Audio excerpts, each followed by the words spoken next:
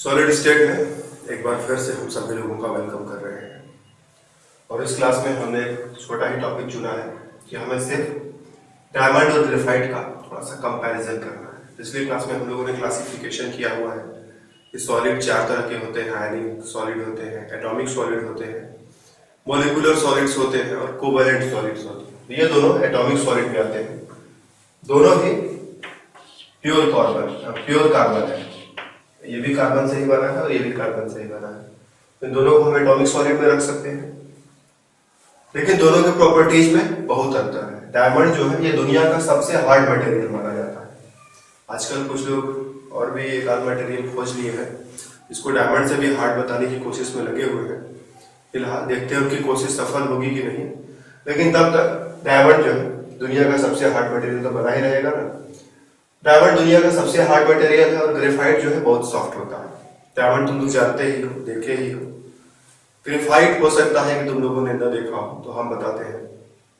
Pencil जिससे हम लिखते हैं, उस पेंसिल का जो नोक होता है उसके अंदर जो काले रंग की रॉड पड़ी होती है, जो लिखने पर धीरे धीरे घिसती जाती है, वही रॉड जो है ग्रेफाइट है। तो ग्रेफाइट इतना सॉफ्ट है कि उससे हम अपने कॉपी पर लिख सकते हैं। करेक्ट। हम अगर पेंसिल के नोक को सिर्फ हाथ से छू दें तो हमारे हाथ में थोड़ा थोड़ा काला काला मटेरियल लग जाता है, वो ग्रेफाइट ही है। तो ग्रेफाइट इतना सॉफ्ट है कि छू देने से वो हमारे हाथ पर लग जाता है।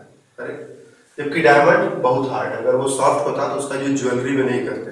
ज्वेलरी में ऐसे मटेरियल्स का यूज करते हैं जो लंबे समय तक चले। रोज अगर हम छू देने से डायमंड तुम्हारा घिस जाएगा, तब तो 2-4 महीने में जो तुम इतना मेहनत से डायमंड खरीद के लाओगे, ज्वेलरी बनवा करके लाओगे किसी के लिए, वो छूते छूते घिस जाएगा, 2 महीने में खत्म हो जाएगा, तो काम नहीं चलेगा ना। डायमंड बहुत हार्ड है। ग्रेफाइट कार्बन का बना हुआ है, डायमंड भी कार्बन का बना हुआ है। उसी कार्बन का बना हुआ डायमंड बहुत हार्ड है और उसी कार्बन का बना हुआ ग्रेफाइट बहुत सॉफ्ट है। एक और डिफरेंस, डायमंड इलेक्ट्रिसिटी का कंडक्टर नहीं है, ठीक है, जबकि ग्रेफाइट इलेक्ट्रिसिटी का बहुत अच्छा कंडक्टर है। जैसे मेटल्स होते हैं, लगभग वैसा ही कंडक्टर ग्रेफाइट भी है। तो अब हमको समझना है कैसे। तो definitely arrangement of the particles. Diamond में क्या होता है कि एक कार्बन 4 कार्बन के साथ सिंगल बॉन्ड बनाया, फिर ये कार्बन भी 4 कार्बन के साथ सिंगल बॉन्ड बनाया रहेगा इसी तरह से, और उसके बाद जो कार्बन आएगा वो भी 4 कार्बन के साथ सिंगल बॉन्ड बनाएगा। तो जितने भी कार्बन डायमंड के अंदर होते हैं वो चारों तरफ 4 कार्बन के साथ सिंगल बॉन्ड के थ्रू जुड़े हुए होते हैं। ठीक है, बहुत बड़ा नेटवर्क है। अगर इसको हम 3 डायमेंशनल वे में देखें तो कार्बन जब 4 सिंगल बॉन्ड बनाता है तो टेट्राहेड्रल होता है। तो एक कार्बन, थोड़ा इसको मिटा दें, फिर से बनाते हैं क्लीन। एक कार्बन, दूसरा कार्बन, ठीक है, पहला कार्बन, दूसरा कार्बन, तीसरा कार्बन प्लेन से थोड़ा बाहर की तरफ लगाएंगे, टेट्राहेड्रल तो ऐसे ही बनाते हैं, और चौथा कार्बन प्लेन से थोड़ा अंदर की तरफ बनाएंगे, 4 कार्बन। इसी तरह से इसका भी स्टोरी होगा। ये भी फिर से एक कार्बन, देन इधर एक और कार्बन, चलो एक कार्बन प्लेन से बाहर की तरफ, एक कार्बन प्लेन से अंदर की तरफ। तो इस तरह से ये बनता चला जाएगा, बहुत बड़ा नेटवर्क बनेगा जो डायमंड कहा जाएगा। ग्रेफाइट में एक कार्बन जो है, कोई भी कार्बन देखेंगे तो एक डबल बॉन्ड बनाएगा और 2 सिंगल बॉन्ड्स बनाएगा इस तरह से, और ऐसा करके वो रिंग बना लेता है। ध्यान से देखोगे तो ग्रेफाइट जो है 6 कार्बन से मिल करके एक रिंग बना लेता है, कुछ ऐसा है। इसमें कोई भी कार्बन अगर देखा जाए तो उसने एक डबल बॉन्ड बनाया है और 2 सिंगल बॉन्ड बनाया है, तो एक ऐसा रिंग बन गया, एक ऐसा जो है रिंग बन गया।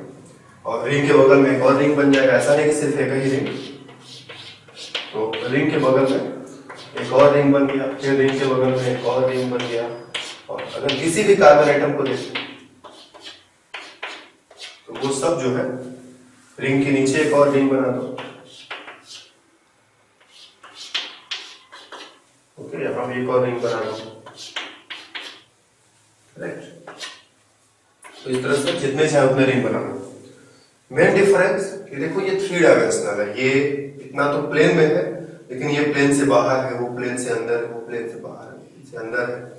3 डायमेंशनल स्ट्रक्चर है, जबकि एक बिल्कुल प्लेनर स्ट्रक्चर है। जैसे लोहे की चद्दर होती है, लोहे का सीट होता है, उस तरह से बिल्कुल ये बिल्कुल प्लेनर स्ट्रक्चर है। जबकि ये प्लेनर नहीं है, ये 3 डायमेंशनल स्ट्रक्चर है। सभी कार्बन एटम्स एक दूसरे के साथ जुड़े हुए हैं, 3 डायमेंशनल स्ट्रक्चर बड़ा सा बनाते हैं जिसको हम ग्रेफाइट कहते हैं। लेकिन यहाँ क्या है, ये बिल्कुल पतले से सीट की तरह से, जैसे लोहे की चद्दर आती है बाजार में, लोहे का सीट आता है वैसा, एल्युमिनियम का सीट आता है वैसा। नहीं कुछ समझ में आता है तुमको तो कागज पेपर है, कुछ ऐसा यही स्ट्रक्चर है उसका, बिल्कुल प्लेनर फ्लैट, ठीक है। तो ये है ग्रेफाइट का स्ट्रक्चर। तो क्या ग्रेफाइट ऐसा ही होता है? पेंसिल में जो ग्रेफाइट लगा हुआ है क्या वो ऐसा ही होता है? तो आंसर है नहीं, वो तो लंबा सा रॉड की तरह होता है। वो कैसे तैयार होगा? तो ये एक प्लेन हुआ, मतलब एक सीट हुआ, ओके। इस सीट के ऊपर एक दूसरा सीट रख दो, थोड़ा सा ऊंचा होगा, और तीसरा सीट रखो, चौथा सीट रखो, पांचवा सीट रखो। जैसे अभी ये मेरे पास ये एक सीट है, ठीक है, करेक्ट, ये एक सीट है, इसी के ऊपर हम एक सीट और लगा दें, 2 सीट हो गया। हम उसी पर जो है ढेर सारे सीट्स जो ऐसा लेकर के सब लगा दे तो मोटा हो गया ना।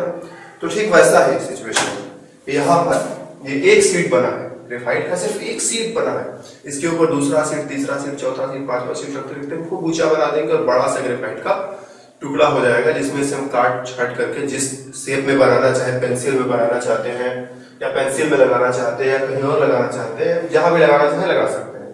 तो अगर हम एक रफ स्ट्रक्चर ड्रा करें तो कुछ ऐसा सिचुएशन दिखाई पड़ेगा कि एक सीट,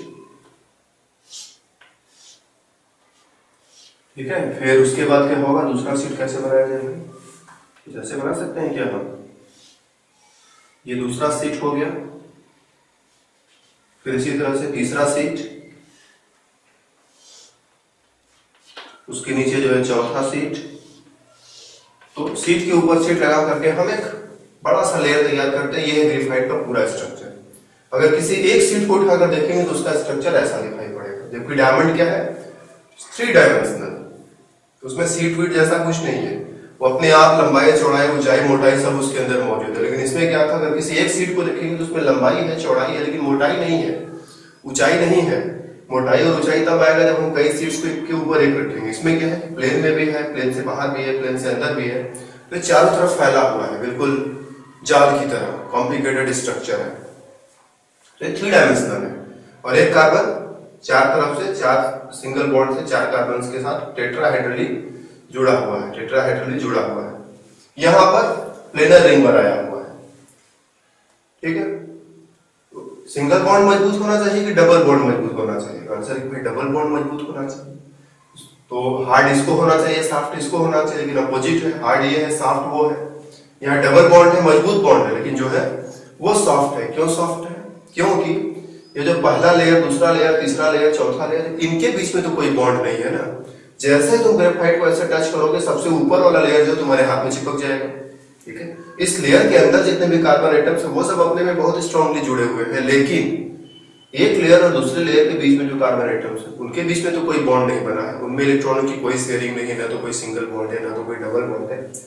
तो जैसे इसको टच करोगे सबसे ऊपर वाला लेयर तुम्हारे हाथ में चिपक जाएगा। जैसे ही कॉपी पर लिखोगे सबसे ऊपर वाला लेयर घिस जाएगा, वो कॉपी पर तुम्हारे चिपक जाएगा। तो ये रीजन है कि ये सॉफ्ट क्यों है, ठीक है ना, क्योंकि इसका स्ट्रक्चर इस तरह से 3 डायमेंशनल तरीके से नहीं है, बल्कि कार्बन मिलकर के इस तरह से हेक्सागोनल रिंग बनाते हैं और हेक्सागोनल रिंग मिलकर के एक सीट जैसा स्ट्रक्चर बनाते हैं। और कई सीट्स एक के ऊपर एक जब हम रखते चले जाते हैं तो पूरा का पूरा ग्रेफाइट तैयार होता है। और जैसे ही इसको हम टच करेंगे सबसे ऊपर वाला सीट हमारे हाथ में चिपक जाएगा, क्योंकि ऊपर वाला सीट और नीचे वाले सीट के बीच में कोई बहुत स्ट्रॉन्ग फोर्स नहीं है, सिर्फ वीक वान डर वाल्स फोर्सेस काम करते हैं, करेक्ट। कोई बहुत स्ट्रॉन्ग फोर्स नहीं है, कोई शेयरिंग वेयरिंग नहीं इलेक्ट्रॉन का, सिर्फ थोड़ा बहुत अट्रैक्शन होगा, वान डर वाल्स अट्रैक्शन या वान डर वाल्स फोर्स बोल सकते हो, जिसकी वजह से ग्रेफाइट क्या है, बहुत सॉफ्ट है। तो सॉफ्ट और हार्ड का हमने एक्सप्लेन कर दिया। दूसरा कि ग्रेफाइट जो है इलेक्ट्रिसिटी का बहुत अच्छा कंडक्टर है। डायमंड में वो बात नहीं है। क्यों है?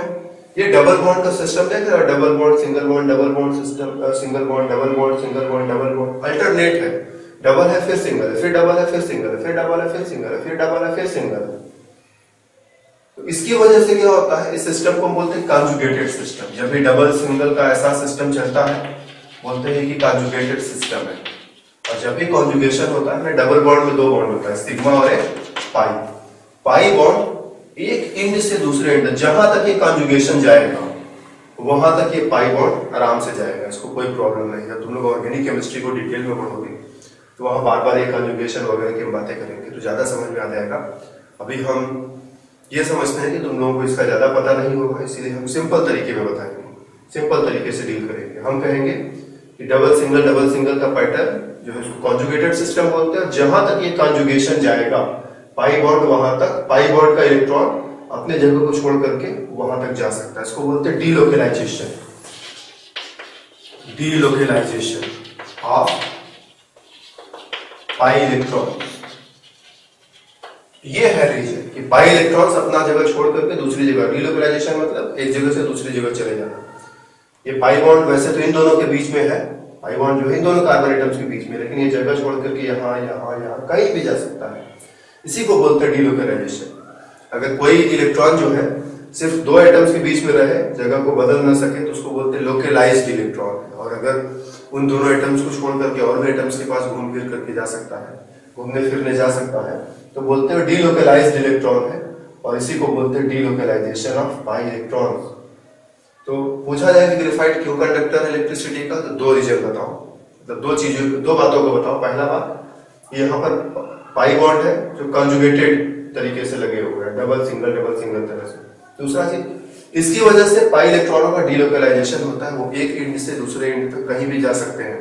और यही वजह है कि ग्रेफाइट इलेक्ट्रिसिटी का बहुत अच्छा कंडक्टर है। डायमंड में तो डबल बॉन्ड नहीं है, वहां तो सिर्फ सिंगल बॉन्ड है, पाई बॉन्ड है ही नहीं, इसलिए यहाँ पर ऐसा कोई कंजुगेशन या डीलोकेलाइजेशन नहीं है। यहाँ पे जो दो इलेक्ट्रॉन है इस बॉन्ड में, वो हमेशा इन दोनों के बीच में ही रहेंगे, कभी अपनी जगह को नहीं बदल सकते। तो जनरली सिग्मा बॉन्ड के इलेक्ट्रॉन अपना जगह नहीं बदल सकते, पाई बॉन्ड के इलेक्ट्रॉन अपना जगह बदल सकते हैं। कब? जब कॉन्जुगेशन रहेगा तब, उसी को बोलते हैं डीलोकेलाइजेशन। तो डायमंड इलेक्ट्रिसिटी का कंडक्टर नहीं है, लेकिन ग्रेफाइट बहुत अच्छा कंडक्टर है, क्योंकि कॉन्जुगेटेड पाई बॉन्ड्स की वजह से पाई इलेक्ट्रॉन्स का कंप्लीट डीलोकेलाइजेशन है, जिसकी वजह से वो एक जगह से दूसरी जगह जाकर के इलेक्ट्रिसिटी को पहुंचा सकते हैं। और यही रीजन है कि डायमंड कंडक्टर नहीं है और ग्रेफाइट इलेक्ट्रिसिटी का कंडक्टर है। एक और छोटा सा प्रश्न, वो हाइब्रिडाइजेशन पर है कि कार्बन का हाइब्रिडाइजेशन यहाँ बताओ और कार्बन का हाइब्रिडाइजेशन यहाँ बताओ। किसी भी कार्बन का चेक करोगे तो पाओगे कि यहाँ पर कार्बन ने 4 सिंगल बॉन्ड बनाया है, तो हाइब्रिडाइजेशन इज sp3, और यहाँ सिर्फ 3 सिग्मा बॉन्ड, सिग्मा बॉन्ड की बात करो, 4 सिग्मा बॉन्ड बनाया है। सिंगल बॉन्ड मतलब सिग्मा होता है, डबल बॉन्ड मतलब एक सिग्मा एक पाई है। तो जब कार्बन 4 सिग्मा बॉन्ड बनाता है, सबकी बात नहीं कर रहे, सिर्फ कार्बन की बात कर रहे हैं। अब तुम यही रूल नाइट्रोजन पर मत लगाने लगे, ठीक है? अगर सबके लिए जनरल रूल चाहिए तो केमिकल बॉन्डिंग में तुमने पढ़ा है, वो वाला रूल लगाओ। भूल गया है तो फिर से रिपीट करो।